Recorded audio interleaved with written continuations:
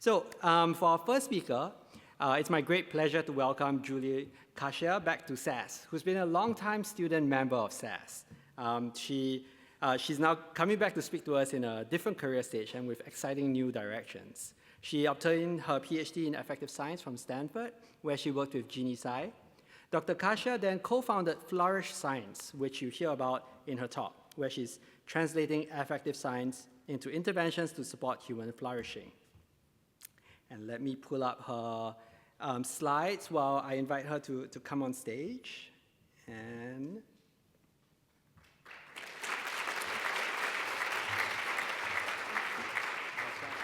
thank you, Desmond. All right. Hi, everyone. SAS is my favorite conference, so this is a huge honor. I'm really excited to share with you all what we've been building at Flourish. So I'm going to start with a reality, which is that we're in a mental health crisis. Kids are struggling. Teenagers are struggling. College students are struggling. Graduate students are struggling. Faculty and staff are struggling. Health workers themselves are struggling, and apparently parenting is a hazard to your health. But what do I mean when I say struggling? The reality is that most of us are in this yellow zone, right? We're dealing with these continuous kind of daily stressors that eventually can lead into crisis. But with timely intervention, we know as affective scientists and psychologists that we can actually move in the opposite direction and ideally flourish in our lives. But the reality, as I think we all know, is that there's this stubborn gap between research and practice and the people who need it the most. So at Flourish, as a social impact startup, we've been trying to bridge this gap, and today I'm really excited to share with you what we've learned along the way. And to do that, I actually want to share where we started. So this is pre-AI. We built this well-being toolkit based on known interventions in the literature, and we would give workshops and deliver this toolkit in that context. What we learned is that in that kind of structured context, this worked. People would engage in the toolkit. But what was really challenging was to get people to engage in this toolkit on their own. So engagement was really our first big hurdle. And then ChatGPT was launched, so a few months later we decided, okay, let's try integrating a beta version of Chat with Sunny. Sunny is our sun character, in case that wasn't obvious. And what we've learned by doing that is actually the first insight was that people loved chatting with Sunny. So we were like, yay, engagement is up. But then right away, after we looked into it closer, we realized there's a big problem, which is that people weren't doing the activities, right? So that was like the whole purpose of building this toolkit. So that led us to this next question, which is how can we integrate AI into the activities to make them more engaging? And our big kind of aha moment was realizing that AI could be used to recommend the right knowledge and action at the right time. So what does that actually look like? So imagine that you're stressed and you're chatting with Sunny. Instead of looking through the toolkit, Sunny will directly recommend an activity, in this case, something like a breathing activity. And this really unlocked engagement for us. That was like a big revelation. That recommendation really worked for engagement. And then just to to show people their progression over time, we provide these weekly insight moments where they can assess their well-being and flourishing and see how that changes over time. So since we launched in 2024, we've seen some early success signals. And then on the right, I'm showing you what our growing toolkit looks like. And for each activity, we take very great care in showing the literature, so doing like a little research summary, and then ending with the references for further reading. But really, more than the numbers themselves, I think the most rewarding part of building Flourish has been hearing from users, anywhere from how it changed their well-being to even changing their mind about AI's uses. But of course, anecdotes aside, as psychologists, we wanted to really measure whether our intervention or Flourish was really making that positive impact that we were hoping for. So we ran our first randomized controlled trial. We randomly assigned participants to either use Flourish twice a week, however they wanted, or they were assigned to a waitlist control condition, and we followed up with them over 6 weeks. And since this is SAS, I'm going to focus on the affective results here. Starting with positive affect, we found that over time, people who were in the Flourish condition showed greater positive affect compared to those in the waitlist control. And interestingly, we found no differences in negative affect. So this suggested to us that these kinds of positive psychology-based interventions serve to, at least in this context, boost positive emotion, but not necessarily affect negative affect. And then we also saw benefits in other areas, but what was really interesting to us was that we didn't see improvements in mental health symptoms like depression and anxiety. So as we were mulling over these results, we improved Flourish over the course of a year. I'll highlight two big changes that we made. The first is that we realized there was something missing in this three-step flow that I introduced earlier, and that was goal setting, because we realized as we were talking to users that people were coming to Flourish with very different goals. So that we implemented that, and then at the end, what we realized is this could be a feedback loop, because through weekly insights, that would give an opportunity to readjust or continue with the goals that you set before. But the one that we were most excited about was the memory jar. This is kind of like an interactive journaling activity. I'm just going to demonstrate it because I think the flow speaks better than what I could describe. So let's say I'm really nervous about my SAS talk, which is not untrue. So I share that here. I might select my emotions, anxious and stressed. And once I enter that journal entry, I can add it to my memory jar collection.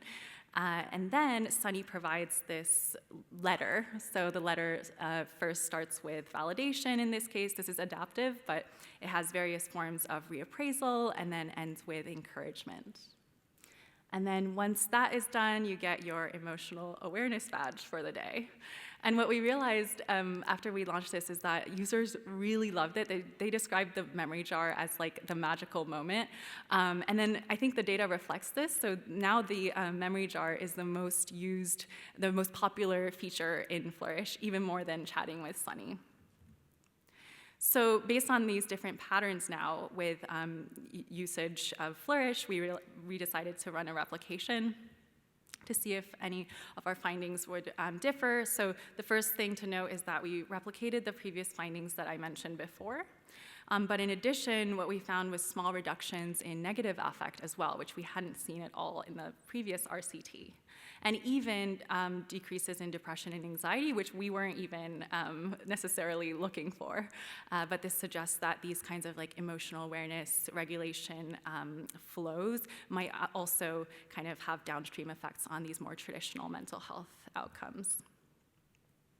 And then for any digital intervention, we need to talk about engagement. So our goal here is to have short, consistent use over time.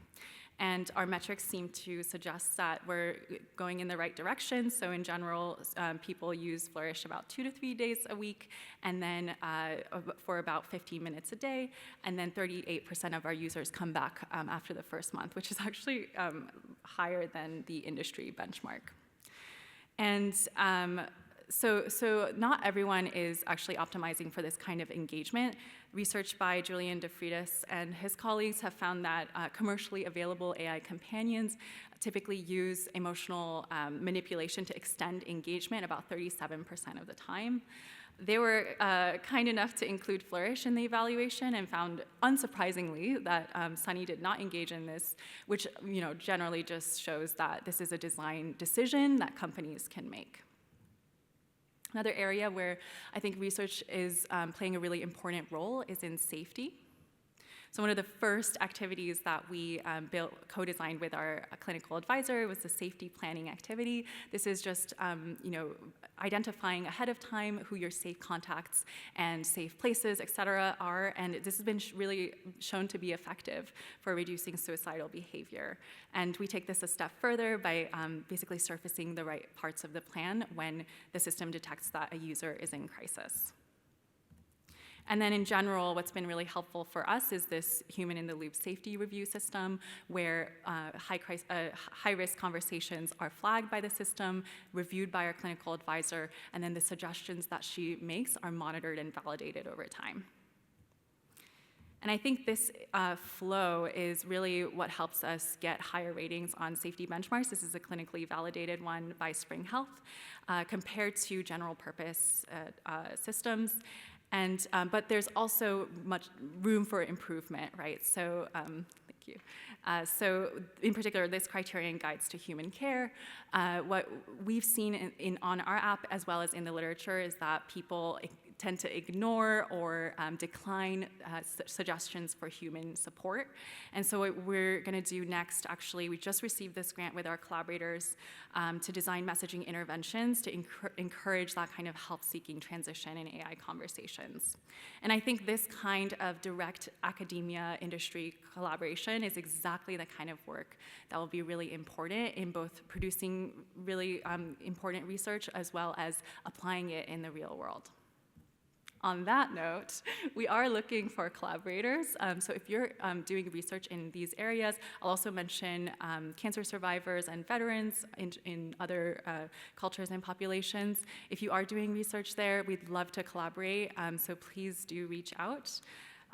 If you're intrigued but unsure, we have a monthly research update that we're creating just for academic researchers. So what we'll be doing is sharing some of our research that we're putting out, grant and collaboration opportunities, and so on. So you can scan that QR code to stay close and hear our updates. And then obviously, this is a huge collective effort. You can tell by the number of names on the slide, so huge thanks and acknowledgement to the Flourish team, our advisors, and the wonderful academic collaborators that we've gotten to work with. Thank you so much.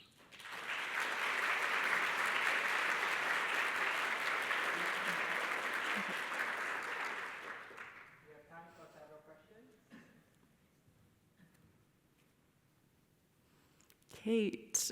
Thank you so much. Mike? Yeah. Okay.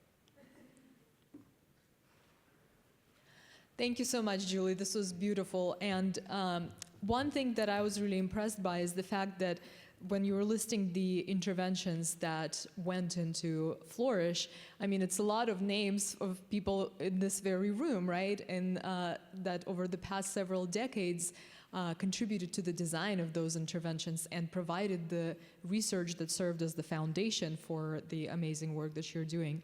So what I'm curious about is, as you were assembling the initial evidence and making decisions about which interventions, which activities to include, what was particularly helpful about the existing studies in the field?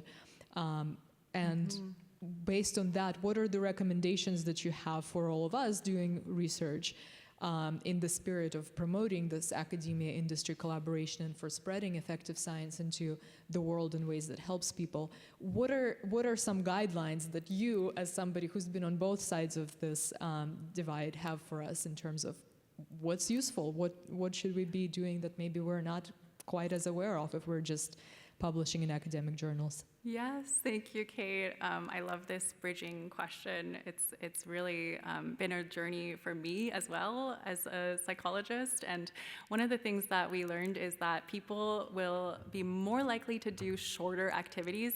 Some of our most popular activities, like even the journaling flow, the memory jar, is super, super short. And so, yeah, duration is really important. If you can shorten your interventions as much as possible, that makes it much more likely for people to do. And the reality is that, people are coming usually to the app because they're stressed, right? So they don't have a lot of time on their hands, and so again, just like the shortness of the intervention really helps. And then I just want to tell a story, which is, you all saw the first version of the well-being toolkit. I don't know if I mentioned this, but like each one of those days was a Qualtrics survey that me and my co-founder, who's also a social psychologist, Xuan Zhao, we created these Qualtrics survey interventions. And it wasn't until our third co-founder, who's a designer, came onto the team that she was like pushing us to like cut like half of the content, and we were like, okay, like we cut it, like does this look okay? She was like, no, like cut another half. And it was like incredible to me that actually through this process you could still keep that active ingredient. Like it just boggled my mind how much you can cut. So that was for me going from like the academic context to more of this like practical building of tools context. It made me realize like really how much we can cut. Like if you think you can cut this much, see if you can challenge yourself to cut more. Yeah. Thank you. Thanks so much.